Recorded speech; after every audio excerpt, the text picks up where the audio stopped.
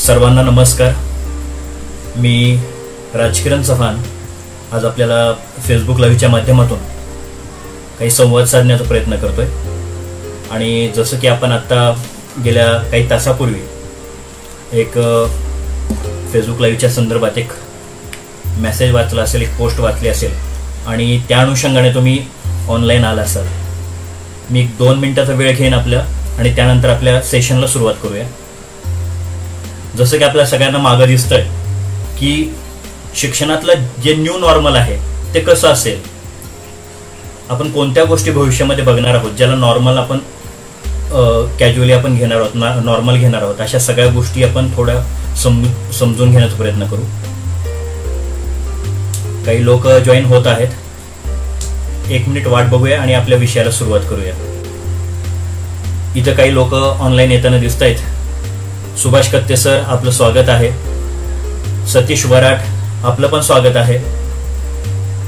आपण जॉईन केलं याबद्दल आपल्या दोघांचंही मनापासून स्वागत करतो मी.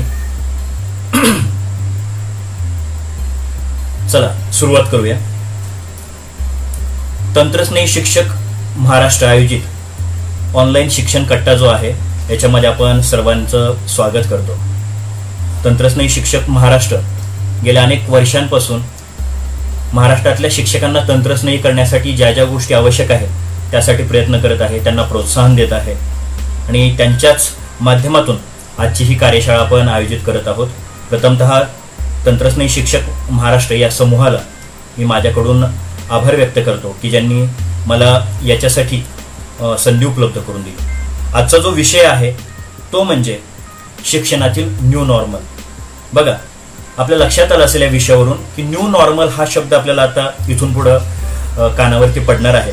कारण ज्या गोष्टीला आपण नॉर्मल समजतो त्या गोष्टी आता नव्यानं कशा असतील, नव्या काळामध्ये, येणाऱ्या काळामध्ये सुद्धा या गोष्टीनं नॉर्मल कसं घेतलं जाईल हे आपण बघणार आहोत. अनेक गोष्टी आपण जुन्या काळामध्ये सुद्धा बघितल्या.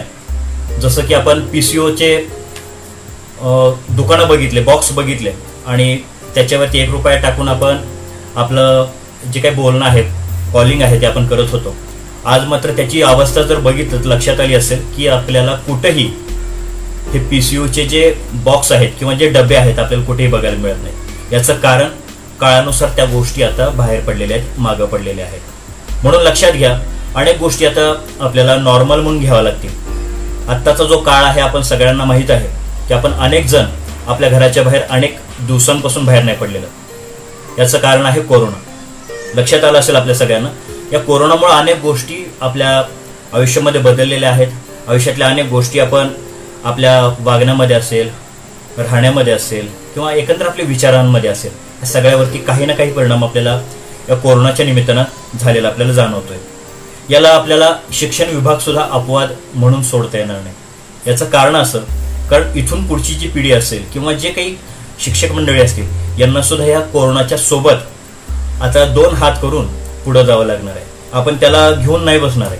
आपल्याला पुढं चालणं हा एकच पर्याय आहे. आपल्याला थांबणं आपल्याला माहीत नाही आहे आणि थांबणं हे आपल्या दृष्टीनं योग्य पण ठरणार नाही. आपण मराठीमध्ये म्हणतो बघा, थांबला तो संपला. म्हणून आपल्याला सगळ्यांना न थांबता एक चांगल्या पद्धतीनं एक ठोस पावलं टाकत आपल्याला पुढे जावं लागणार आहे. म्हणून आजचा जो विषय मी घेतला त्यासाठीच तो होता की शिक्षणातील न्यू नॉर्मल कोणते असतील. लक्षात घ्या, आतापर्यंत आपण मुलांना प्रत्यक्ष शिक्षण देत होतो, परंतु ह्या 2-4 वर्षामध्ये आपल्याला एक शब्द प्रामुख्याने ऐकायला मिळाला असेल, तो म्हणजे ई-लर्निंग, इलेक्ट्रॉनिक लर्निंग किंवा अशी इक्विपमेंट, अशी साधनं आपण घेतोय ज्याच्या माध्यमातून मुलांना शिकवण्याचा प्रयत्न करतोय. आतापर्यंत खडू, फळा, शिक्षक या सगळ्या गोष्टी आपण नॉर्मली घेतल्या. याच्यामध्ये वेगळं असं काही नव्हतं आणि अनेक दिवसांपासून तुम्ही हे वाचत पण आला असाल. आपल्या शिक्षण पद्धतीमध्ये काळानुसार कसे बदल होत गेले. पूर्वी जसं आपण गुरूंच्या घरी जाऊन शिक्षण घेत होतो, त्यांच्या कुटीमध्ये जाऊन शिक्षण घेत होतो आणि त्यानंतर मात्र ती शिक्षकांची खोली आता आपल्याला वर्गामध्ये कन्व्हर्ट झालेली दिसली. परंतु आत्ताचा जो काळ आहे या 4 भिंतीमध्ये राहणारं शिक्षण याच्यामध्ये कुठेतरी आता बदल होताना दिसेल.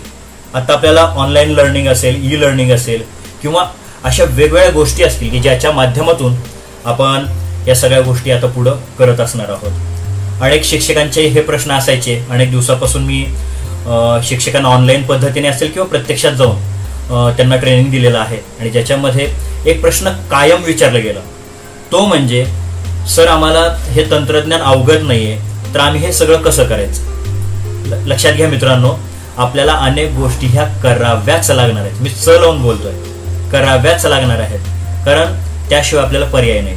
कारण काळानुसार आपल्याला बदलणं हे शिक्षकांचा एक गुण असणं गरजेचं आहे.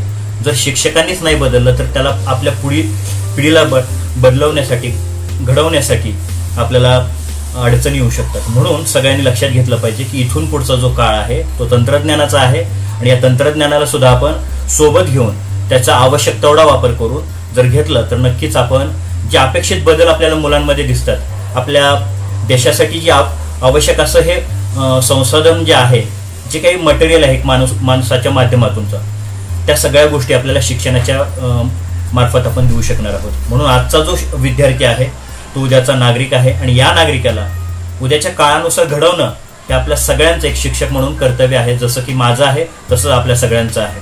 म्हणून आपण हा विद्यार्थी कसा टेक्नोसेव्ही होईल, कसा या शिक्षणामध्ये पारंगत होईल, आधुनिक काळामध्ये लागणाऱ्या सगळ्या गोष्टी स्वतःमध्ये कसं आत्मसात करेल, हे सगळं आपण बघणं गरजेचं आहे. अनेक संकल्पना आपल्याला या नवीन काळामध्ये न्यू नॉर्मल होतील. म्हणजे त्या गोष्टीला आपण वेगळं कौतुक म्हणून बघणार नाही. जसं आज एखाद्या माणसाला आपण फोनवरती बोलताना त्याचं कौतुक वाटत नाही, पण तीच गोष्ट जर तुम्ही गेल्या 15 वर्षाखाली एखादा माणूस तुमच्या समोर फोनवरती बोलत असेल तर तुम्हाला त्याचं खूप कौतुक वाटायचं, खूप त्याच्याबद्दल वेगळं वाटायचं की तो खूप श्रीमंत आहे, त्याच्याकडे भरपूर पैसा आहे, त्याचं बोलणं, त्याच्या फोनवरची बोलण्याची स्टाईल हे तुम्हाला भावत असायचं, कारण त्याच्याबद्दल आपल्याला कुतूहल होतं, नवीन होतं. परंतु आजचा जो गोष्ट आहे, आजची जो काळाची मागणी आहे ती म्हणजे फोन हा त्यामधला नॉर्मल गोष्ट झालेली आहे. अशाच पद्धतीने आपल्याला शिक्षणामध्ये अनेक गोष्टी नॉर्मल होताना दिसतील. लक्षात घ्या, अनेक गोष्टी आपल्याला अगदी त्याच्याबद्दल आपलं कुतूहल राहणार नाही, कारण त्याला करणं हे नॉर्मल सगळ्या गोष्टी आपल्याला धरल्या जातील. यामध्ये मला काही गोष्टी अशा वाटतात बघा. त्यामध्ये बघा, पहिली गोष्ट म्हणजे आपल्या दप्तराचं ओझं. कारण हा विषय अनेक दिवसांपासून विचारला गेला, चर्चा झाली की मुलांच्या पाठीवरचं जे दप्तराचं ओझं आहे, नक्कीच या कोरोनाच्या काळामुळे याच्यावरती उत्तर आपल्याला सापडणार आहे. कारण अनेक वेळा आपण पुस्तकाचं ओझं, वह्यांचं ओझं, यामुळे मुलांना होणारे जे विकार आहेत, आजार आहेत, याच्याबद्दल खूप चर्चा केली. परंतु या निमित्तानं मात्र आता सर्व शिक्षक असतील किंवा एकंदर शिक्षण व्यवस्था असेल, याच्यावरती विचार करायला आता त्यांना भाग पडत आहे. आजचा तुम्ही पेपर वाचला असेल की काल आपल्या मुख्यमंत्र्यांनी एक गोष्ट सांगितली की आता इथून पुढचं जे शिक्षण असेल ते ई लर्निंगच्या पद्धतीनं कसं करता येईल याच्यावरती तुम्ही अभ्यास करा, विचार करा. आणि आता आपलं सगळं शासन यंत्रणा असेल किंवा शिक्षण विभाग असेल यावरती काम करत आहेत. अनेक दिवसांपासून अनेक तंत्रज्ञ शिक्षक याच्यामध्ये पुढाकार घेत आहेत, त्यांच्या पद्धतीनं त्यांच्या शाळांमध्ये हे सगळं करतायत. परंतु आता मात्र फक्त एखाद्या शाळेपुरतं किंवा एखाद्या शिक्षकांनी करून जमणार नाही. संबंध आपल्या महाराष्ट्राला नव्हे, किंबहुना आपल्या सर्व भारतातल्या शाळेतील शिक्षकांना ह्या सगळ्या गोष्टी शिकणं आता गरजेचं असणार आहे. जसं आपण डीएड केलं, डीएड करत असताना फलकलेखन करणं, त्याचबरोबर छोटासा पाठ घेऊन दाखवणं, त्याचबरोबर खडू हातामध्ये घेणं, या सगळ्या गोष्टी नॉर्मल असायच्या. इथून पुढच्या नॉर्मल गोष्टी असतील त्या म्हणजे हातामध्ये तुम्हाला टॅबलेट वापरता आलं पाहिजे, हातामध्ये तुम्हाला कॉम्प्युटरचं ज्ञान अगदी सराईतपणे तुम्ही देऊ शकाल अशा पद्धतीनं करायला पाहिजे. ह्या सगळ्या गोष्टी आपल्याला नॉर्मल असतील. अनेक गोष्टी, अनेक शब्द तुम्हाला नॉर्मल कानावरती पडताना दिसतील. याच्यामध्ये काही शब्द असतील ते म्हणजे ई लर्निंग असेल, त्याचबरोबर ई टीचर असेल, ई ट्युशन असेल, ई स्लेट असेल, त्याचबरोबर ई परीक्षा असेल, ई प्रवेश म्हणता येईल आपल्याला, ई प्रवेश असेल. ह्या सगळ्या गोष्टी आपल्याला नॉर्मल आपल्याला दिसताना दिसतील. अनेक शाळांमध्ये आता कालचा मला एक माहिती मिळाली की जवळपास आपल्या महाराष्ट्रामधल्या 750 शाळांनी या ई लर्निंग किंवा व्हर्च्युअल शिक्षणाच्या पद्धतीनं कसं शिकवता येईल यासाठी तयारी दर्शवलेली आहे. आता फक्त 700 किंवा 750 या शिक्षकांना या शाळांवरती आपल्याला अवलंबून न राहता अनेक शाळांमध्ये ह्या गोष्टी नॉर्मल करताना आपल्याला आढळल्या पाहिजेत. हीच खरी काळाची गरज आहे, हीच खरी काळाची मागणी आहे. आणि ही मागणी ओळखून आता आपल्या सर्व शिक्षक बांधवांनी आणि भगिनी मातांनी हा गोष्ट आपल्या मनामध्ये बिंबवली पाहिजे की आपल्याला या तंत्रज्ञानाचा वापर करणं अत्यावश्यकच आहे. म्हणून सगळ्यांना परत एकदा मी या विषयाकडे येतोय आणि सांगतोय की ह्या सगळ्या गोष्टी कशा नॉर्मल असतील. आज एक शिक्षक म्हणून मी माझे अनुभव सांगताना आपल्याला पुढे नॉर्मल कोणत्या गोष्टी कराव्या लागतील हे माझ्या विचाराने मी तुम्हाला सांगण्याचा प्रयत्न करणार आहे. पहिली गोष्ट म्हणजे आपण आता अनेक मुलांच्या संचिका करतोय, संचय नोंदपत्र करतोय. पुढच्या काळामध्ये हे सगळं आपल्याला डिजिटली करण्याची व्यवस्था शासनामार्फतच करण्याची असं मला वाटतंय. आपल्याला लक्षात आलं असेल, आपण गेल्या 4 ते 5 वर्षापासून सरळ ही वेबसाईट वापरतोय. सरळवरून आपण विद्यार्थ्यांचं त्यांची उपस्थिती असेल, त्यांचं शालेय पोषण आहार असेल, त्यांचं कोणती तपासणी झाली आहे, त्यांचं त्याचबरोबर 1 नंबर रजिस्टरमधल्या काही नोंदी आपल्याला तिथे बघायला मिळतात. त्याचबरोबर त्यांचं मार्क लिस्ट असेल, त्यांचं कास्ट वाईज असेल, ह्या सगळ्या गोष्टी आत्ता आपल्याला सरळवरती दिसत आहेत. पण पुढं चालून सरळवरती आपलं प्रत्येक मुलाचं संचिका कशी डिजिटल पद्धतीनं ठेवता येतील असा विचार सुद्धा शासनाच्या मनामध्ये येईल. कारण इथून पुढं शाळा असेल नसेल, त्यामुळे ते रेकॉर्ड त्या शिक्षकांकडे असेल नसेल, ते शाळेमध्ये राहिलं असेल, तर ह्या सगळ्या गोष्टी आपल्याला पुढं सांगता येणार नाही, त्याच्या अडचणी आपल्याला सांगता येणार नाही. त्याच्यावरती मात करत आपल्याला ह्या सगळ्या गोष्टी कराव्या लागतील. म्हणून डिजिटल संचिका किंवा ई संचिका ह्या पुढचा एक न्यू नॉर्मल असू शकतो. कारण आपण ज्या ज्या गोष्टी त्या संचिकेमध्ये नोंदवतो, आपल्याला लक्षात आलं असेल, संचयी नोंदपत्र आणि संचिका हे 2 गोष्टी वेगळ्या आहेत. विद्यार्थ्यांचा पोर्टफोलिओ आणि कम्युलेटिव्ह रेकॉर्ड ह्या 2 गोष्टी वेगळ्या आहेत. संचयी नोंदपत्रकामध्ये आपण त्यांचं फोटो असेल, त्यांचा घरातला जे काही परिवार आहे त्यांची नावं असतील, त्या घरातील लोकांच्या त्यांचा व्यवसाय असेल, त्याचबरोबर विद्यार्थ्यांना मिळालेल्या गुणांची श्रेणी असेल, त्याचबरोबर वेगवेगळ्या ज्या काही योजना आपल्याला मुलांना दिलेल्या आहेत त्या सगळ्या गोष्टी आपण संचयी जे नोंदपत्रक आहे त्याच्यामध्ये आपण करत होतो. आणि जे पोर्टफोलिओ आहे, पोर्टफोलिओ म्हणजे खास त्या विद्यार्थ्यांचं ज्या काही विशेष अशा बाबी आपल्याला नोंद करणं गरजेचं होतं, त्याला आपण पोर्टफोलिओ म्हणतो, त्याला संचिका म्हणतो. ते डिजिटल पद्धतीनं ठेवण्याची व्यवस्था आपल्याला शासनाकडून करण्याची मला वाटतं येणारी गोष्ट नॉर्मल असणार आहे. त्याचबरोबर ई लर्निंग आपण हा विषय तर आपण गेल्या अनेक वर्षांपासून बघतोय. अनेक शिक्षक आपल्या विद्यार्थी मित्रांना ई लर्निंगच्या माध्यमातून शिकवण्याचा प्रयत्न करतात. परंतु आता ई लर्निंगमध्ये आपल्याला इंटरॅक्टिव्ह लर्निंग हा सुद्धा भाग घ्यावा लागणार आहे. फक्त ई लर्निंग करून जमणार नाही, मुलांना त्याच्यामध्ये प्रत्यक्ष भाग घेता आला पाहिजे. मुलांनी ज्या पद्धतीने खडू फळ्यावरती घेऊन ते आपल्या प्रश्नांची उत्तर आपल्यापर्यंत देत असतात, अगदी त्याच पद्धतीनं मुलं त्याच्यामध्ये स्वतः सामील होऊ शकतील असं इंटरॅक्टिव्ह पद्धतीने शिकवणं हे न्यू नॉर्मल असणार आहे. त्याचबरोबर आपण बघतो प्री प्रायमरी असेल किंवा इयत्ता 1ली, 2री, 3री असेल, इथं मुलांना खास करून छोट्या गटातील मुलांना किंवा लहान वयातल्या मुलांना पाटी दिली जाते.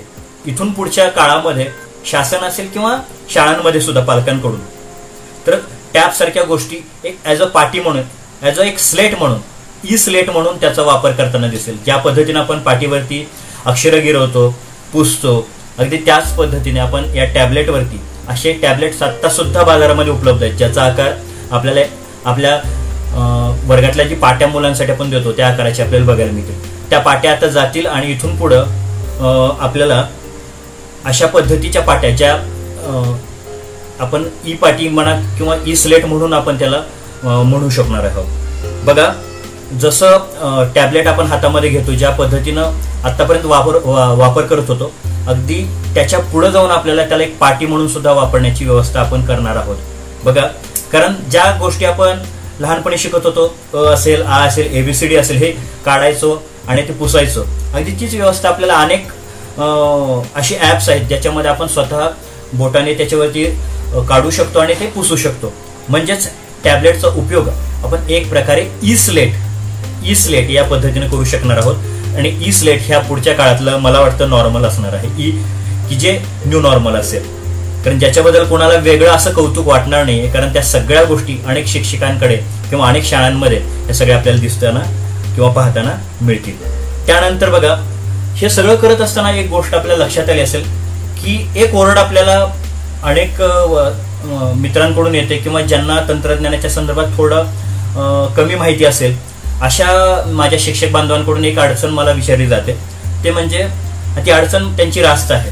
त्याचं कारण बघा की अनेक वेळा असं होतं की मुलांच्या अडचणी ज्या असतात त्या आपण मुलांना विचारताना खूप वेळा शिक्षकांपर्यंत पोहोचत नाही. तर यावेळेस आणखी एक अशी कन्सेप्ट येऊ शकते असं मला वाटतं, न्यू नॉर्मल असू शकतं ते म्हणजे स्टुडंट क्लिनिक. ज्या पद्धतीनं एखाद्या मुलाला जर अडचण असेल आरोग्याच्या बाबतीत, आपण काय करतो, त्या संबंधित डॉक्टरकडे नेतो. समजा डोकं दुखत असेल तर संबंधित डॉक्टरकडे नेतो आणि त्याचा इलाज करतो. अगदी त्याच पद्धतीनं शिक्षणामधल्या ज्या काही अडचणी असतील तर आपल्याला एक शिक्षणामधले डॉक्टर म्हणून शिक्षकांना आता एज्युकेशनल डॉक्टर म्हणून एक भूमिका करावी लागेल असं मला वाटतं. आणि ती गोष्ट सुद्धा न्यू नॉर्मल असेल बघा. कारण मुलांच्या अडचणी, त्यांच्या समस्या, त्यांचं अनेक गोष्टी ज्या असतील त्या गोष्टी आपल्याला न्यू नॉर्मल म्हणून घेताना एक गोष्ट लक्षात घ्यावी लागेल की ह्या सगळ्या गोष्टी करत असताना मुलांना अडचणी येणार आहेत. अनेक अडचणी आपल्याला सोडवावे लागतील. ज्या पद्धतीनं विशिष्ट टाइम आपण दवाखान्यासाठी दिलेला असतो एखाद्या डॉक्टरकडून, सकाळी 10 ते 12, 2 ते 2:30 जे काय असेल, आपण आतापर्यंत आपल्या फॅमिली डॉक्टरला भेटायला जातो त्यावेळेस त्याचा जो टायमिंग असतो त्या टायमिंगमध्ये आपण भेटायला जातो. अगदी त्याच पद्धतीनं स्टुडंट क्लिनिक सुद्धा इथल्या पुढच्या काळातून आपल्याला न्यू नॉर्मल आपल्याला बघायला मिळते. त्या मुलांच्या समस्या, शिकण्यातल्या अडचणी असतील, त्यांना एखादा भाग कळाला नसेल तर तो कसा सोडवावा, त्यातली अडचण कशी दूर करावी, या सगळ्या पद्धतीनं मला वाटतं शिक्षकांना एक शिक्षणातला डॉक्टर म्हणून मुलांना मार्गदर्शन करणं गरजेचं आहे. हे सगळं करत असताना शिक्षकांना असं सुद्धा करावं लागणार आहे की ज्या शिक्षकांना तंत्रज्ञान वापरण्याच्या संदर्भात अडचणी आहेत तिथं सुद्धा शिक्षकांना या ठिकाणी म्हणजे टीचर क्लिनिकमध्ये सुद्धा आपल्याला हे करता येईल. म्हणजे आपल्याला स्टुडंट क्लिनिक असेल किंवा टीचर क्लिनिक असेल, हे दोन वेगवेगळ्या गोष्टी पुढच्या काळामधल्या न्यू नॉर्मल असतील. आणि तिथं आपण एक शिक्षकांच्या माध्यमातून किंवा तज्ज्ञ शिक्षकांच्या माध्यमातून त्यांच्या अडचणी असतील किंवा त्यांच्या काही समस्या असतील त्या आपण दूर करण्याचा प्रयत्न करणार असेल. बघा, आता आपल्या सगळ्यांच्या लक्षात आलं असेल, पहिला प्रश्न जो होता कोरोनामधला की आपल्या ज्या शाळा आहेत त्या कधी चालू होतील तर त्या कशा पद्धतीने चालू होतील, परंतु त्यांना मुलांना आपण ऍडमिशन कसं देणार आहोत. आता अनेक शाळांनी स्वतःच्या वेबसाईट्स तयार केलेल्या आहेत. अनेक शाळांनी आपले स्वतःचे गुगल फॉर्म करून प्रवेश फॉर्म तयार केलेले आहेत. अनेक शिक्षकांनी आता त्या लिंक्स आपापल्या शाळांच्या परिसरामध्ये शिक्षक बांधवांना त्या शेअर केलेल्या आहेत आणि त्याच्या माध्यमातून मुलांचं ऍडमिशन करण्याचा प्रकार आपल्याला सध्याच्या गोष्टी आपल्याला दिसत आहेत. आणि हेच उद्याचं न्यू नॉर्मल असणार आहे. तुम्ही जर ह्या 2 वर्षापूर्वी विचारलं असतं की ऑनलाईन तुम्ही काय करा, अर्ज करा आणि तिथंच तुम्हाला मुलांना ऍडमिशन आम्ही देणार आहोत, तर अनेक शिक्षकांनी तुमची खिल्ली सुद्धा उडवली असती. परंतु आता जर ह्या शिक्षकांना तुम्ही विचाराल तर ती अगदी नॉर्मल गोष्ट म्हणून त्याला घेतील. म्हणून भविष्यातलं किंवा उद्याचं जे न्यू नॉर्मल असेल ते म्हणजे ऑनलाईन प्रवेश असेल. पुढे जाऊया आपण. आपल्या सगळ्यांना लक्षात आलं असेल की सरळने म्हणजेच आपल्या शिक्षण व्यवस्थेने किंवा शिक्षण विभागाने आपल्याला सरळ ही अशी एक वेबसाईट दिली आहे की ज्याच्यावरती प्रत्येक शाळेची स्वतःची एक वेबसाईट आहे. तुम्ही जर सरळचा नीट अभ्यास केला तर तिथं तुम्हाला असं दिसेल की तुमचा जो UDAS कोड आहे त्या आधारे तुम्हाला तुमचं एक ऑलरेडी एक वेबसाईट करून दिलेली आहे. म्हणजे प्रत्येक शाळांची वेबसाईट आता आपल्याला सध्या आहे. प्रत्येक शाळांची तुम्हाला माहीत नसेल, परंतु तुम्ही जर सर्च केलं तुमच्या सरळमध्ये तर तुमच्या लक्षात येईल की तुमच्या प्रत्येक शाळांची एक वेबसाईट ऑलरेडी शासनाने केलेली आहे. फक्त ती UDASच्या फॉर्मच्या नावावरती असते, त्यामुळं तुम्हाला त्याचं जास्त महत्त्व वाटलं नसेल. हा झाला एक भाग. त्याचबरोबर अनेक शाळा स्वतःच्या वेबसाईट्स करतील. बघा, तुमच्या माहितीसाठी सांगतो की आता वेबसाईट करणं ही काही खूप मोठी गोष्ट नाही. त्याला आर्थिक बाबीचा जर विचार केला तर तुम्ही जास्तीत जास्त एक 10-12 हजारापर्यंत जर खर्च करायची तयारी असेल तुमच्या शाळेची तर नॉर्मल तुम्ही तुमच्या शाळेची सर्व वेबसाईट्स, मुलांचं ऍडमिशन असेल, मुलांचा एकंदर निकाल असेल, शाळेची प्रगती असेल, शाळेतलं सर्व जे काही डाटा असेल तर तुम्हाला त्या पालकांसाठी उपलब्ध करून जर द्यायचा असेल आणि तिथून त्यांना काही गोष्टी ऍक्सेस करायच्या असतील, तुमच्या शाळेतल्या उपक्रमांच्या गोष्टी शेअर करायच्या असतील, पोस्ट करायच्या असतील तर आपल्याला ते सुद्धा वेबसाईटच्या माध्यमातून करता येणार आहे. त्यामुळं वेबसाईट करणं आणि ते चालवणं शाळांच्या बाबतीत हे सुद्धा न्यू नॉर्मल असणार आहे. याच्यासाठी कुठलं आता वेगळं तुम्हाला कौतुक राहणार नाही. त्याच्यामध्ये अनेक गोष्टी तुम्हाला अगदी नॉर्मली असल्यासारख्या राहतील त्या सगळ्या. पुढे आपण जाऊया. त्यामध्ये बघा, लक्षात घेण्यासारखी गोष्ट आहे की आता आपण ज्यावेळेस किराणा भरतो आपल्यासाठी अनेक गोष्टी नॉर्मल असतात. जसं कपड्याचं साबण घेतलं का, आंघोळीचं साबण घेतलं का, किंवा आपण एखादं फरशी पुसण्यासाठीचं जे लिक्विड आहे ते घेतलं का, अगदी इथून पुढे सॅनिटायझर घेतलं का. आपण हे किराणाच्या बाबतीमधलं जसं नॉर्मल असेल अगदी त्या पद्धतीनं शिक्षणामधलं ई लर्निंग हे नॉर्मल असणार आहे. म्हणजे अनेक गोष्टी ह्या अक्षरशः अशा असतील ज्याचं आपल्याला कौतुक राहणार नाही, त्या अगदी सहज पद्धतीनं सुद्धा करता येतं. अनेक लोक सांगतात की तुम्हाला पैसे खर्च करायचे नसतील. आता इथं रवी लंगोटे, धन्यवाद सर, रवी लंगोटे यांनी जो मुद्दा मांडला की आपण ब्लॉग सुद्धा तयार करू शकतो, ब्लॉगसाठी कोणतेही पैसे देण्याची गरज नाही. आणि नक्कीच तुम्ही ब्लॉगचा वापर करा. जसं की मी माझा सृजनशील शिक्षक नावाचा एक ब्लॉग आहे आणि ज्याच्यावरती शिक्षकांमध्ये असणाऱ्या काही वेगवेगळ्या गोष्टी आहेत ज्या नॉर्मली तुम्हाला बघायला मिळत नाहीत. म्हणजे काहीतरी नाविन्यपूर्ण गोष्टी मी त्या माझ्या सृजनशील शिक्षक या ब्लॉगवरती टाकत असतो आणि शिक्षकांना त्याचा खूप फायदा होतो असं एकंदर त्यांच्या मला प्रतिक्रियेवरनं वाटतं.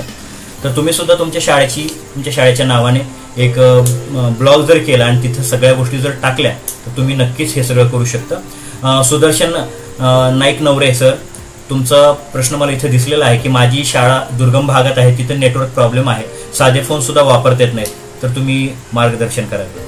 नक्कीच सर, आत्ताचा आपण जो काळ आत्ता बोलतोय ना तो आत्ता आपल्या अडचणीचा आहे, परंतु पुढे चालून प्रायोरिटी कशाला असणार आहे की ई लर्निंग करत असताना ज्या ज्या गोष्टी लागणार आहेत, उदाहरणार्थ तुमचा स्मार्टफोन असेल, त्यानंतर तुमचे ई लर्निंगच्या साहित्याच्या बाबतीतलं लॅपटॉप असेल किंवा कॉम्प्युटर असेल किंवा टॅबलेट असेल किंवा तुमचे स्मार्टफोन असतील, ह्या सगळ्या गोष्टी आता सहज उपलब्ध होतील. किंबहुना अशा नेटवर्कला आता आणखी कसं स्ट्रॉंग करता येईल ह्या सगळ्या गोष्टी आपापल्या दृष्टीनं कंपन्या करण्याचा प्रयत्न करतील. त्यांचा हे प्राधान्यक्रम असेल की ज्या ठिकाणी रेंज पोहोचत नाहीये, ज्या ठिकाणी शिक्षण घेताना मुलांना अडचणी येऊ शकतात, त्या सगळ्या अडचणी आपल्याला पुढच्या काळामध्ये दूर होतील. कारण का आतापर्यंत लोकांपर्यंत पोहोचणं आणि त्यांना कन्व्हिन्स करून आपलं नेटवर्क घ्यायला लावणं, ह्या सगळ्या गोष्टी आतापर्यंत वेगळ्या कंपन्यांनी केल्या, परंतु आता अनेक ठिकाणी असं दिसेल की आता आपल्याला जाणवलं असेल की अनेक कंपन्या आता आपला नंबर पोर्ट करण्यासाठी सुद्धा व्यवस्था करतात. आता तुम्ही एखाद्या कंपनीचं तुमचं सिम असेल तर तुम्ही तोच नंबर ठेवून आता वेगळी कंपनी जॉईन करू शकता. अगदी त्याच पद्धतीने इथून पुढं ज्या कंपनीचं नेटवर्क चांगलं असेल, ज्या कंपनीचं जे काही रेंजची क्वालिटी आहे जी चांगली असेल तर तीच तुम्ही निवडणार आहात. त्यामुळे प्रत्येक कंपन्याला ही जबाबदारी असणार आहे की आपलं नेटवर्क जर आपण चांगलं ठेवलं तरच आपल्याला ते ग्राहक सोडून जाणार नाहीत. ह्या गोष्टीमुळे त्या प्रत्येक कंपन्यामध्ये ही चढाओढ असेल की आपलं नेटवर्क कसं स्ट्रॉंग असेल. त्यामुळं पुढच्या काळामध्ये गोष्ट अगदी नॉर्मल होईल. तुम्हाला प्रत्येकाला 4G नेटवर्क नॉर्मल मिळेल. कारण आता आपण 4Gच्या माध्यमातून आता पुढे जात असताना आता 5G मध्ये आपण एंटर करतोय. त्यामुळे 4G सारख्या गोष्टी तर नॉर्मल तुम्हाला मिळणार आहेत. आता 3G 2Gचे तर जमानाच राहिलेला नाही. त्यामुळे पुढच्या काळामध्ये सगळ्या गोष्टी तुम्हाला नॉर्मल दिसतील. त्याचबरोबर जसं मुलांना शाळेमध्ये आपण ई लर्निंगच्या माध्यमातून शिकवतोय, अगदी त्याच पद्धतीने ई ट्युशन सुद्धा आपल्याला पुढच्या काळामध्ये दिसतील. ई ट्युशन म्हणजे शाळेव्यतिरिक्त इतर शिक्षक जे ट्युशन घेऊ इच्छितात ते शिक्षक सुद्धा आता आपल्या ई ट्युशनच्या माध्यमातून मुलांना मार्गदर्शन करू शकतील. ज्या गोष्टी त्यांना शाळेच्या माध्यमातून कळायला नसतील अशा गोष्टी ते मुलं ई ट्युशनच्या माध्यमातून अशा शिक्षकांच्या क्लासमध्ये जाऊ शकतील. ही सुद्धा भविष्यातली न्यू नॉर्मल गोष्ट आपल्याकडे असणार आहे. पुढे आपल्या लक्षात घेतलं पाहिजे, मी मगाशी तुम्हाला जसं म्हटलं, ई स्लेट असेल, ई परीक्षा असेल, इथून पुढे अनेक शिक्षक बांधवांनी आताच्या लॉकडाऊनच्या काळामध्ये बघा अनेक मुलांच्या परीक्षा घेतल्या. मग कोणी टेस्ट मोजमधून घेतलं, कोणी आपल्या गुगल फॉर्मच्या माध्यमातून, त्यांना क्विजच्या माध्यमातून त्यांची परीक्षा घेतली. त्याचबरोबर अनेकांनी कहोटच्या माध्यमातून मुलांना प्रश्नपत्रिका दिली आणि सोडवायला सांगितलं. अगदी तुम्हाला ह्या सगळ्या गोष्टी आता नॉर्मल वाटायला लागल्या. अगदी त्या जर आपण 2 महिन्याखाली विचारलं असतं तर ह्या सगळ्या गोष्टीचं कौतुक होतं. अनेक गोष्टी आता आपल्याला कौतुक संपल्यासारखे आहेत. जसं एखाद्या गोष्टीला तुम्हाला मार्क पडले त्याचं सर्टिफिकेट तुम्हाला अवघ्या 1-2 मिनिटांमध्ये येतं, कारण त्याच्यातलं आता नाविन्य संपलं. इथून पुढे आपल्याला ह्या सगळ्या गोष्टी पुढे घेऊन जायचं आहे. न्यू नॉर्मल आपल्याला स्वीकारायचं आहे. बघा, हे सगळं करत असताना आपल्या सगळ्यांच्या लक्षात आलं पाहिजे, इथून पुढं मी मागे 1 महिन्याखाली एक ऑनलाईन कार्यशाळा आयोजित केली होती 15 दिवसासाठी. रोज एक नवीन विषय घेतला होता. त्याच्यामध्ये मी गुगल ड्राईव्हचा एक उपयोग सांगितला होता. गुगल ड्राईव्हचा उपयोग आपण स्टोरेज करण्यासाठी करतोय. इथून पुढे अशा कंपन्या तुम्हाला दिसतील, तुमचं जे काही शैक्षणिक साहित्य असेल ते आता प्रत्यक्षात कागदामध्ये किंवा एखाद्या वस्तूमध्ये नसेल तर ते एखाद्या डिजिटल स्वरूपामध्ये असेल. उदाहरणार्थ फ्लॅश कार्ड डिजिटल पद्धती असेल. आपण मुलांना शिकवताना त्यांच्यासमोर अननस आता करत असताना कागदावरती लिहित होतो. आता आपल्याला कॉम्प्युटरवरती किंवा लॅपटॉपवरती किंवा प्रोजेक्टरवरती आपण कसं काढायचं त्याचं ॲनिमेशन दाखवू शकतो. मुलांना ते दाखवताना त्या सगळ्या गोष्टी नॉर्मल असणार आहेत. म्हणजे फ्लॅश कार्ड सुद्धा आता प्रत्यक्ष बनवण्याची गरज नाही. फ्लॅश कार्ड आता आपण फ्लॅश कार्ड मध्ये कन्वर्ट करतो. अगोदर आपण कागद वापरत होतो, त्यासाठी स्वतःचा वेळ जात होता. हा, नक्की हे आहे की जो स्वतः करण्याचा जो अनुभव आहे कागदावरती, त्या चुका असतील त्या दुरुस्त करण्या असतील, अगदी त्याच गोष्टी तुम्हाला कॉम्प्युटरवरती सुद्धा स्वतः करण्याचा अनुभव तुम्हाला घ्यावा लागत आहे. अगदी त्या पद्धतीनं सुद्धा तुम्ही याच्यामध्ये पारंगत होणं आपल्या काळाची गरज आहे, हे लक्षात घेतलं पाहिजे. आणि कंपन्या तुम्हाला अशा भेटतील आता इथून पुढं की ज्याच्यामध्ये तुम्हाला तुमचं स्टोरेज साठवण्याची व्यवस्था केली असणार आहे. अगदी लक्षात घ्या. अनेक मटेरियल आता कंटेंट सारखा गोष्ट आपण बघतोय. दीक्षा ॲप असेल, दीक्षा ॲप हा एक प्रकारचा कंटेंट आहे. म्हणजे तुम्हाला कुठेही ते घेऊन स्वतः फिरण्याची गरज नाहीये. म्हणजे एखाद्या कवितेची चाल लावण्यासाठी तुम्हाला नुसता तुमचा मोबाईल ओपन करायचा आहे, दीक्षा ॲप ओपन करायचा आहे, आणि त्याच्यामध्ये तुम्हाला वेगवेगळ्या चालीमध्ये तुम्हाला गाणी ऐकायला मिळतील, कविता ऐकायला मिळतील. आणि स्वतः सुद्धा तुम्ही गाण्यांना चाली लावून स्वतः सुद्धा त्याचे व्हिडिओ करून तुम्ही त्याला QR कोडमध्ये देऊन प्रत्येक मुलांच्या पुस्तकामध्ये ते QR कोड लावून सुद्धा तुम्ही अगदी चांगल्या पद्धतीनं त्यांना एक नव्या चालीमध्ये सुद्धा देऊ शकणार आहात. किंवा असं आपल्याला अनेक गोष्टी करता येतात. तुम्ही स्पर्धा लावू शकता मुलांच्या चांगल्या आवाजाच्या, आणि त्या सगळ्यांना एका QR कोडमध्ये टाकलं तर ज्याला ज्याची चाल आवडली त्यांनी त्याची चाल निवडावी, आणि त्याचा वापर आपलं कविता पाठ करणं असेल किंवा ती कविता लक्षात ठेवण्यासाठी ज्या ज्या गोष्टी वापरायच्या त्यासाठी तुम्ही वापरू शकता. म्हणजे QR कोड वापरणं असेल किंवा एखादी QR कोड स्कॅन करणं असेल किंवा कंटेंट डेव्हलप करणं असेल, त्याचबरोबर फ्लॅश कार्डला फ्लॅश कार्ड करणं असेल, किंवा टॅबलेटला ॲज अ स्लेट म्हणून एखादी पाटी म्हणून स्लेट म्हणून वापरणं असेल, त्याचबरोबर परीक्षांना ऑनलाईन रूपामधून घेऊन जाऊन त्याला परीक्षा करणं असेल, त्याचबरोबर शिकवणं हे लर्निंग असेल, किंवा मुलांना काही अडचणी आल्या तर त्यांच्या अडचणी दूर करण्यासाठी, त्यांच्या समस्या दूर करण्यासाठी, मग त्यांच्या शिक्षणातल्या समस्या दूर करण्यासाठी आपल्याला स्टुडंट क्लिनिक सारखा जो विषय मी आता तुम्हाला सांगितला तशा गोष्टी सुद्धा आपल्याला करता येऊ शकणार आहेत. आणि ह्या सगळ्या गोष्टी जसं मी तुम्हाला सांगितलं अगदी त्या न्यू नॉर्मल असतील. म्हणून स्टुडंट क्लिनिक असेल किंवा टीचर क्लिनिक असेल, असं क्लिनिक ज्याच्यामध्ये तंत्रज्ञानी शिक्षक मुलांच्या आणि शिक्षकांच्या ज्या काही ऑनलाईन मधले येणाऱ्या अडचणी असतील, ऑनलाईन मधले येणारे त्यांच्या काही चुका असतील, त्यातून येणाऱ्या त्यांच्या समस्या असतील त्या दूर करण्याचा प्रयत्न करतील. परंतु हे सगळं करत असताना शेवटी एक गोष्ट मी तुम्हाला सांगेन की टेक्नॉलॉजी हे आपलं ज्या पद्धतीने सप्लिमेंट म्हणून वापर करायचा आहे. कारण अनेक शिक्षक म्हणतात की याचा अतिरेक झाला तर कोणतीही गोष्ट अतिरेक झाला तर त्याची म्हणजे त्याचा काही अर्थ नाही. अति तेथे माती आपण मराठीमध्ये म्हणतो बघा. अगदी त्याच पद्धतीनं कोणतीही गोष्ट आपण अति करून चालणार नाही. मी मागं जसं म्हटलं की आज कोणतीही गोष्ट परिपूर्ण नाहीये. मी मागच्या एक फेसबुक लाईव्हच्या कार्यशाळेमध्ये गेल्या 8-10 दिवसामध्ये हे सांगितलं होतं की कोणतीच गोष्ट परिपूर्ण नाही. खडूफळा हा सुद्धा परिपूर्ण नाहीये. त्याचबरोबर कॉम्प्युटर हे सुद्धा शिक्षणाच्या बाबतीत परिपूर्ण नाहीये. किंवा तुमचं टॅबलेट असेल किंवा मोबाईल असेल हे सुद्धा परिपूर्ण नाहीये. किंवा एक शिक्षक सुद्धा परिपूर्ण असणार नाही. प्रत्येकामध्ये काही ना काही मर्यादा आहेत, काही ना काही अडचणी आहेत. त्यांच्या काही स्वतःच्या कक्षा ठरलेल्या आहेत आणि त्यामध्ये राहून प्रत्येक करत असतो. परंतु ह्या सगळ्यांना जर आपण एकत्र धाग्यामध्ये गुंफलं, शिक्षकांना आवश्यक असलेले तंत्रज्ञान, आवश्यक असलेले साहित्य, त्याचबरोबर इतर सगळ्या गोष्टी यांना जर तुम्ही चांगल्या पद्धतीने गुंफलं, चांगल्या पद्धतीने जर त्याचा उपयोग केला तर नक्कीच तंत्रज्ञान आपल्याला लाभदायक आहे. म्हणून सगळ्यांनी लक्षात घेतलं पाहिजे की तंत्रज्ञान वापरताना काही गोष्टी आपण पाळल्या पाहिजेत.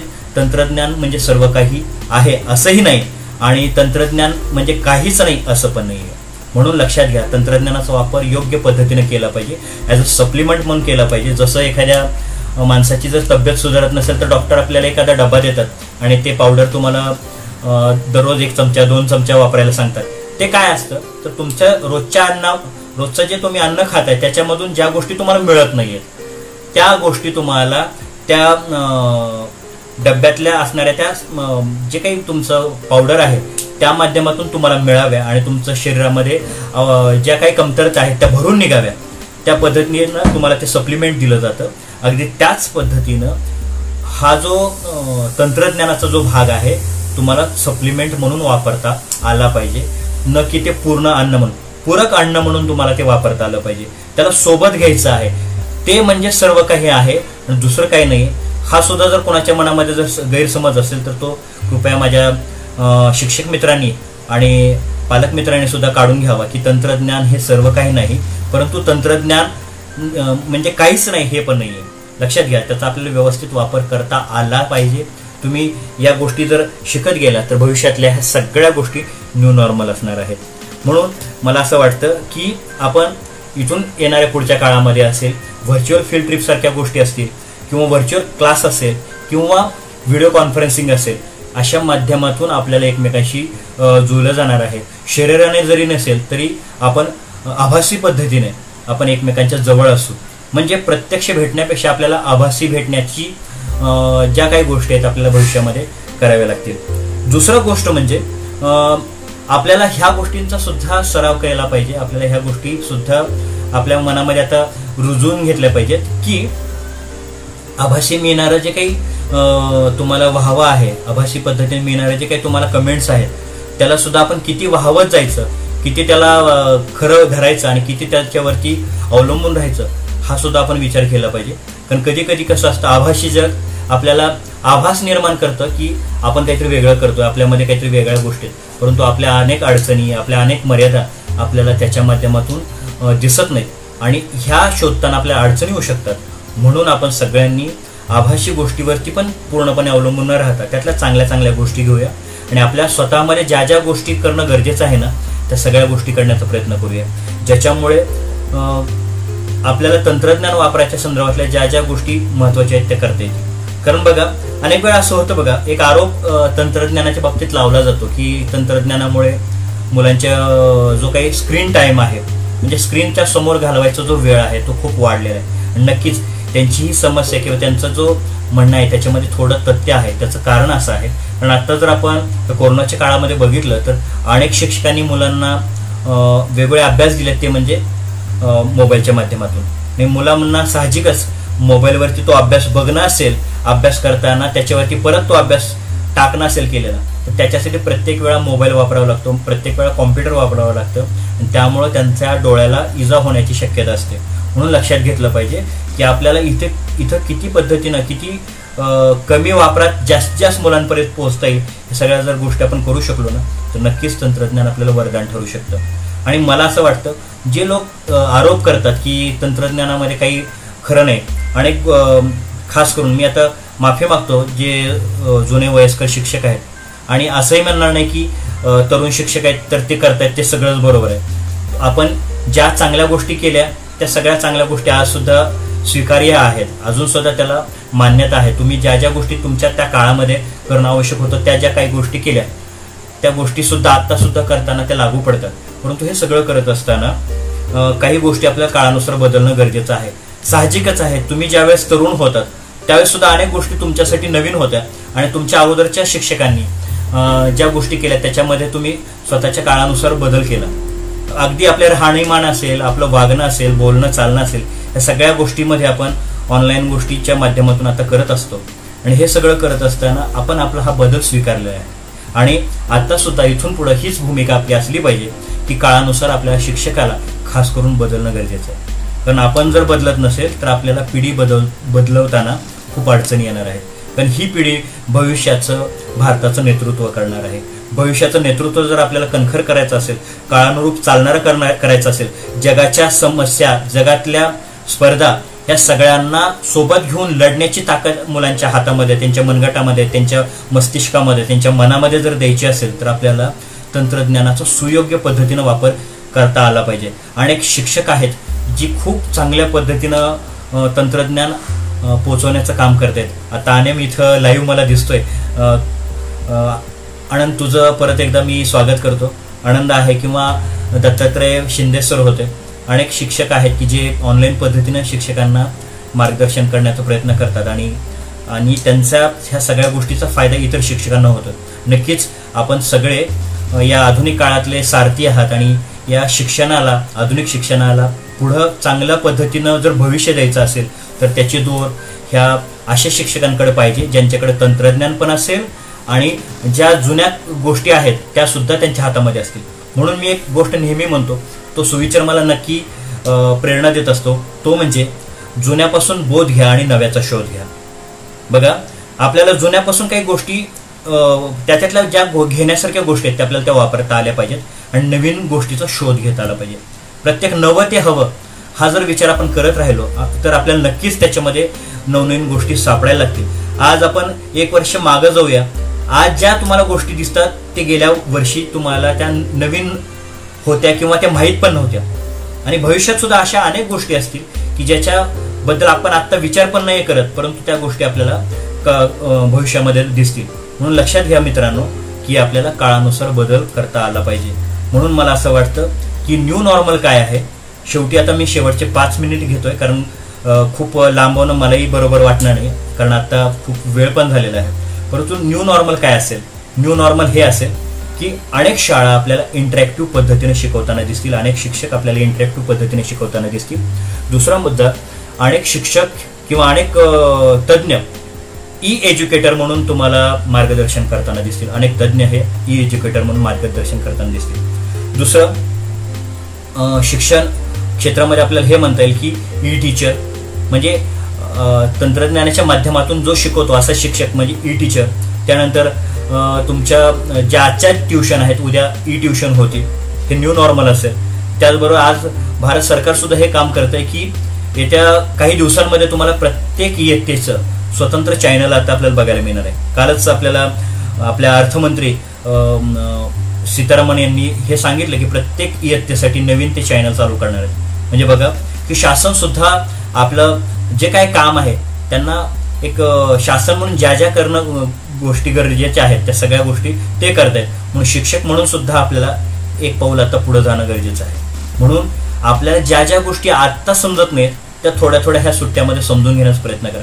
नवीन काही शिकूया, जुन्यापासून बोध घ्या, नव्याचा शोध घ्या. सुंदर छान पद्धतीने सुदर्शन नाईक नवरे सर, धन्यवाद, तुम्ही ते नोट केलं याच्याबद्दल. आणि कुशल सर, तुमचंही स्वागत आहे. आणि आपण आता पुढच्या गोष्टीकडे येतोय ते म्हणजे ऑनलाईन क्लिनिक असेल, म्हणजे मुलांच्या ज्या काही शिक्षणाच्या बाबतीतल्या अडचणी असतील ज्या दुरुस्ती करणे गरजेचं आहेत. आपल्या ह्या सगळ्या गोष्टी आपल्याला ऑनलाईन क्लिनिकच्या माध्यमातून किंवा स्टुडंट क्लिनिकच्या माध्यमातून आपल्याला सोडवता येतील. नक्कीच हा न्यू नॉर्मल असू शकतो. त्याचबरोबर शिक्षकांच्या बाबतीत असेल तर तो म्हणजे टीचर एज्युकेशनल क्लिनिक असेल, ज्याच्यामध्ये शिक्षकांना आधुनिक तंत्रज्ञान असेल किंवा नवीन काळामधल्या ज्या ज्या गोष्टी शिकताना तुम्हाला अडचणी आल्या त्या दूर करण्यासाठी तुम्हाला असे क्लिनिक सुद्धा मदत करतील. त्याचबरोबर आपल्याला या तंत्रज्ञानाकडे एक शौक म्हणून आपल्याला बघून चालणार नाही, कारण अगोदर ज्या गोष्टी लोकांपर्यंत पोहोचत नाहीत ना तोपर्यंत त्या शौक असतात, तोपर्यंत ते एक स्टाईलचं काय म्हणतात स्टेटमेंट म्हणून वापरलं जातं. मोबाईल जसा स्टाईल स्टेटमेंट म्हणून वापरला जायचा, टॅबलेट स्टाईल स्टेटमेंट म्हणून वापरलं जायचं की आपण इतरांपेक्षा खूप वेगळे आहोत, स्टायलिस्ट आहोत, आपण अपडेटेड आहोत, अपग्रेडेड आहोत, हे जर दाखवायचं असेल तर अशा काही गोष्टी आपण वापरत असायचो. पण इथून पुढं ह्या सगळ्या गोष्टी न्यू नॉर्मल असतील, त्याच्याबद्दल कुणाच्याही मनामध्ये वेगळं असं कौतुक राहणार नाहीये. नॉर्मली ह्या सगळ्या गोष्टी घेतल्या जातील. त्याचबरोबर ई स्लेट, जसं टॅबलेटला तुम्ही आता इथून पुढं विद्यार्थी सुद्धा ॲज अ स्लेट म्हणून ॲज अ पाटी म्हणून सुद्धा वापरतील. शिक्षक सुद्धा फळ्यावरती देताना इंटरॅक्टिव्ह पद्धतीने देतील, तिथं ते स्वतः लिहू शकतील. आणि मुलं सुद्धा हे सगळं कॅप्चर आपल्या टॅबलेटमध्ये करतील आणि त्याच्यावरती दिलेल्या अक्षरावरती सुद्धा गिरवू शकतील. हे भविष्यात होऊ शकणार आहे. म्हणून सगळ्यांनी लक्षात घेतलं पाहिजे, ह्या सगळ्या भविष्यातल्या न्यू नॉर्मल गोष्टी आहेत. आता मला वाटतं मी बऱ्यापैकी सगळ्या गोष्टी मांडण्याचा प्रयत्न केला आहे. काही अनावधानाने काही गोष्टी राहिल्या असतील तर तुम्ही मला प्रश्न विचारू शकता. जर तुमचा प्रश्न मला इथं स्क्रीनवरती दिसतोय, जर त्याच्यात काही तुम्हाला विचारायचं असेल तर मी देण्याचा प्रयत्न करतो. अवघे मी 2 मिनिट इथं थांबतोय. तुम्हाला काही विचारायचं असेल तर तुम्ही कमेंटमध्ये विचारा, मी त्या माझ्या पद्धतीने सांगण्याचा प्रयत्न करतो. सगळ्यांचे धन्यवाद. आणि तो सूर्यवंशी मॅडम धन्यवाद. राजेश हत्तेवार, तुमचंही या सेशनमध्ये स्वागत आहे. सगळ्यात महत्त्वाचं म्हणजे मला याच्यामध्ये तंत्रस्नेही शिक्षक समूह जो आहे यांचं परत एकदा आभार व्यक्त करायची. त्यांनी खूप चांगली संधी आणि खूप चांगला विषय घेण्याचं मला या ठिकाणी संधी दिली आणि त्यामुळे मी आज आपल्या सगळ्यांशी हा संवाद साधतोय. अनेक शिक्षक ऑनलाईन पद्धतीने इथे येत आहेत. कुशल सर धन्यवाद. आणि आपण नक्कीच एकत्र काम करण्याचा प्रयत्न करतोय आणि गरज ही शोधाची जननी आहे. एकनाथ दैफळे सरांचं कमेंट मला इथे दिसते. त्याचबरोबर दीपक चौधरी सर धन्यवाद सर. आपल्याला काही प्रश्न विचारायचे असतील तर विचारू शकता, अन्यथा मला 5 मिनिटानंतर मी हा व्हिडिओ जो आहे तो कट करणार आहे.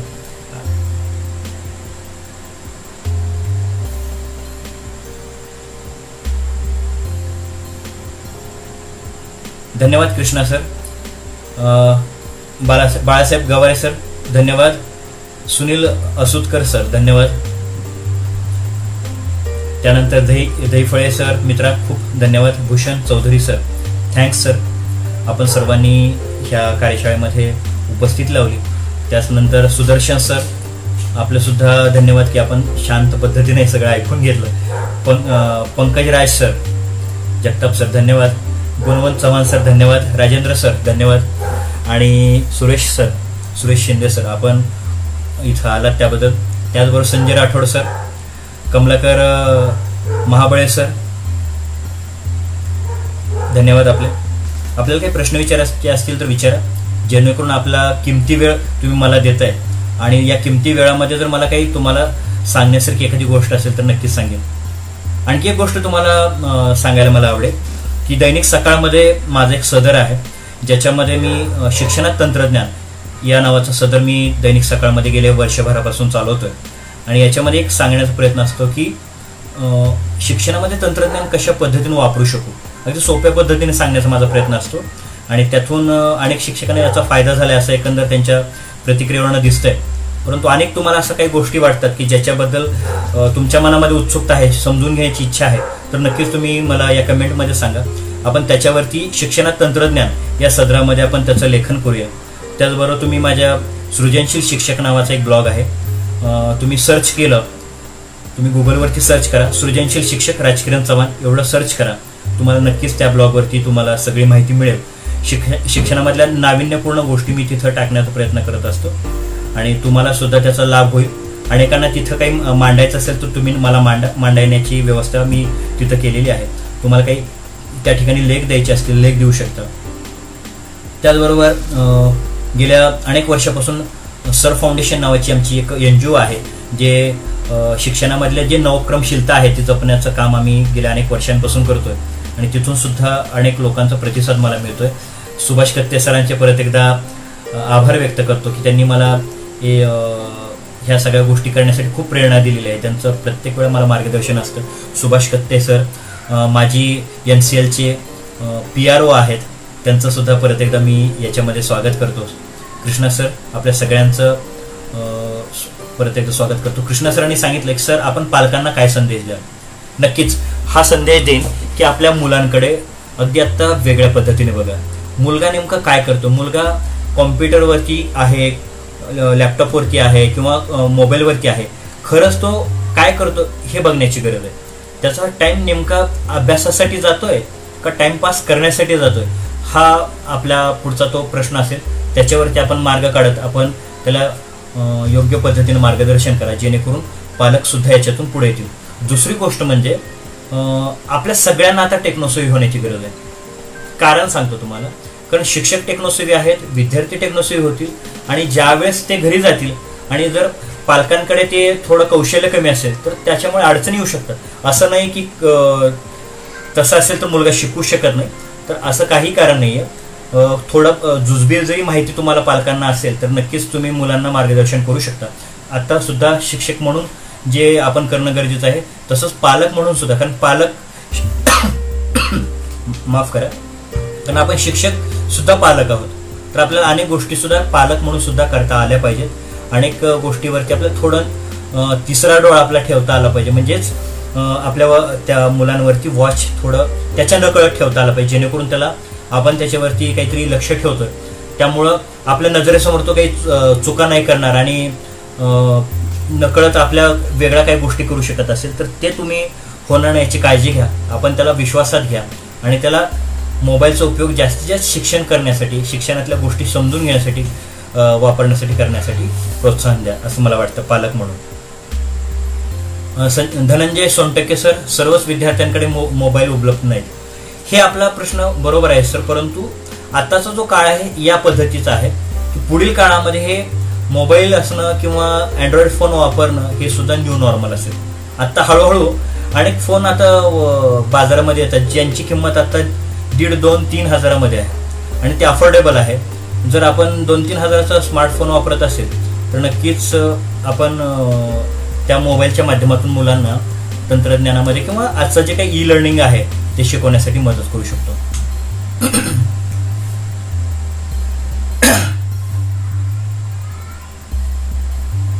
तर मला वाटतं 10 मिनिट कमी आहेत आणि आपण 1 ते 2 मिनिट थांबूया आणि त्यानंतर आपला आजचा जो विषय आहे तो थांबूया.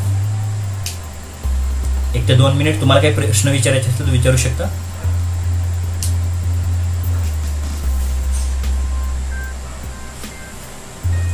हो सुदर्शना मॅडम, सर्वांनी टेक्नोसेव्ह होणे गरजेचं आहे. अगदी बरोबर आहे. शोभा दरेकर मॅडम, तुमचंही स्वागत आहे. आपण अगदी शेवटच्या 2 मिनिटाकडे वळतोय. जगताप सर, अनेक ठिकाणी नेटवर्क नाही ही आजची समस्या, परंतु उद्याचं न्यू नॉर्मल हे असेल की अनेक कंपन्या याच्यामध्ये पुढे आकार घेतील की आपलं नेटवर्क कशा पद्धतीने पुढे नेता येईल. कारण का त्याच कंपन्या टिकतील ज्या कंपन्यांचं नेटवर्क खूप स्ट्रॉंग असेल. म्हणून प्रत्येक कंपन्या आपलं नेटवर्क स्ट्रॉंग करण्याकडे त्यांचा कल असणार आहे. कारण अनेक लोक आता ऑनलाईन गोष्टीवरती येत आहेत आणि त्यांना जर ती आवश्यक ती जर व्यवस्था किंवा आवश्यक ते नेटवर्क जर मिळत नसेल नक्कीच त्या ग्राहकांना वेगळं माध्यम वापरता येतं. ते म्हणजे त्यांचा मोबाईल नंबर पोर्ट करून वेगळ्या कंपनीमध्ये नेता येतो. त्यामुळे त्या कंपन्या इथून पुढे ही काळजी घेतील की आपला नेटवर्क कसं स्ट्रॉंग करता येईल. हो, आजच्या बाबतीत ग्रामीण भागामध्ये थोडं आदिवासी भागामध्ये काही अडचणी आहेत. मी नक्कीच तुम्हाला सांगितलं की तंत्रज्ञान हे परिपूर्ण नाही आहे, कोणतीच गोष्ट परिपूर्ण नाही आहे, परंतु अनेक अपरिपूर्ण असणाऱ्या गोष्टी जर आपण योग्य पद्धतीने जर त्याचं सांगड घातली तर एक चांगली आणि परिपूर्ण गोष्ट आपण करू शकतो. जसं फक्त खडूपाळा घेतला तरी पण आपल्या शिक्षणाला आत्ताच्या काळामध्ये मर्यादा आहेत. फक्त कॉम्प्युटरवरती शिकवलं किंवा लॅपटॉपवरतीच शिकवलं तर त्याला पण काही मर्यादा आहेत. परंतु तुम्ही आवश्यक त्या ठिकाणी खडूचा वापर करा, आवश्यक त्या ठिकाणी फळ्याचा वापर करा, आवश्यक त्या ठिकाणी प्रत्यक्ष मुलांना एखाद्या फील्डवरती न्या, प्रत्यक्ष त्यांना हँड्स ऑन ट्रेनिंग द्या, म्हणजे प्रत्यक्ष हाताचा स्पर्श देऊन त्यांना तो अनुभव घेऊ द्या. किंवा एखाद्या वस्तूला पकडल्यानंतर ती खरबरीत आहे, मऊ आहे की टोचणारी आहे हे आपण आभासी पद्धतीने नाही समजून घेऊ शकत. तर प्रत्यक्ष अनुभवातून म्हणजे हाताच्या स्पर्शातून जे ज्ञान आपल्याला आपल्या नजरेला नाही ते आपल्या मनाला आतल्यात आपल्या त्या त्वचेच्या माध्यमातून मिळणार आहे. म्हणून आपल्याला काही गोष्टी ह्या प्रत्यक्ष हाताळायला देऊनच आपल्याला ते ज्ञान ग्रहण करावं लागणार आहे. म्हणून प्रत्येक गोष्ट ही परिपूर्ण नाही आहे, परंतु अनेक अपरिपूर्ण असणाऱ्या गोष्टी, अनेक अर्धवट असणाऱ्या गोष्टी, अनेक मर्यादित असणाऱ्या गोष्टी जर तुम्ही एकत्रित केलात तर नक्कीच तुम्हाला अमर्याद असे त्याचे फायदे सुद्धा वापरता येतील असं मला वाटतं. आणि आपण योग्य पद्धतीने वापरूया आणि आपण सर्व सुज्ञ आहोत. जेवढं आवश्यक आहे तेवढं तंत्रज्ञान वापरूया आणि अन्यथा त्याचा अतिवापर हा सुद्धा आपल्याला धोकादायक आहे. नक्कीच धन्यवाद. आपण सर्वजण आलात. अनेक शिक्षकांनी तर प्रतिक्रिया दिल्या, त्यांच्या प्रतिक्रिया मला तर ऑनलाईन दिसत आहेत. अनेक शिक्षक आता जॉईन होत आहेत. आपल्या सगळ्यांना परत एकदा सांगतो की भविष्यातलं न्यू नॉर्मल हे असेल. ई एज्युकेटर ही संकल्पना न्यू नॉर्मल असेल. ई लर्निंग ही संकल्पना न्यू नॉर्मल असेल. ई टीचर न्यू नॉर्मल असेल. ई ट्युशन न्यू नॉर्मल असेल. ई स्लेट न्यू नॉर्मल असेल. ई क्लिनिक किंवा स्टुडंट क्लिनिक किंवा टीचर क्लिनिक हे सुद्धा न्यू नॉर्मल असेल. त्याचबरोबर तुमच्या ई परीक्षा ह्या सुद्धा न्यू नॉर्मल असतील. ह्या सगळ्या गोष्टी आपण भविष्यामध्ये अगदी नॉर्मली घेऊ आणि आपला जो भविष्य काळ आहे नक्कीच उज्ज्वल आहे. आणि आपण सर्वांनी मला या ऑनलाईन कार्यशाळेमध्ये किंवा ऑनलाईन संवादामध्ये सहभाग नोंदवला आणि खूप छान असा प्रतिसाद दिलात. आपल्या सगळ्यांचं मी परत एकदा आभार व्यक्त करतो. मनीषा मॅडम, त्याचबरोबर सुदर्शना मॅडम, अनघा मॅडम, त्याचबरोबर अनेक सर्व शिक्षक जे आता मला स्क्रीनवरती दिसत आहेत या सगळ्यांचे परत एकदा मी आभार व्यक्त करतो. आणि पुनश्च एकदा तंत्रस्नेही शिक्षक महाराष्ट्र आयोजित आजची जी कार्यशाळा होती ती म्हणजे शिक्षणातील न्यू नॉर्मल, ज्या गोष्टी आपण आत्ता कोरोनाच्या भिंतीच्या पलीकडे जाऊन आपण बघण्याचा प्रयत्न केला, नक्कीच आपल्या सगळ्यांना उपयुक्त ठरतील असा मला विश्वास वाटतो. आणि आपण पुढच्या काळामध्ये सुद्धा एक वेगळा विषय घेऊन, वेगळी संकल्पना घेऊन ऑनलाईन या संवादामध्ये सामील होऊया. माझा तो प्रयत्न असेल, नवीन काहीतरी सांगण्याचा आपल्या सगळ्यांना प्रयत्न असेल. नक्कीच त्यावेळेस सुद्धा तुम्ही ऑनलाईन याल असं मला वाटतं. आणि आपल्या सगळ्यांची परत एकदा मी आभार व्यक्त करून रजा घेतो. धन्यवाद.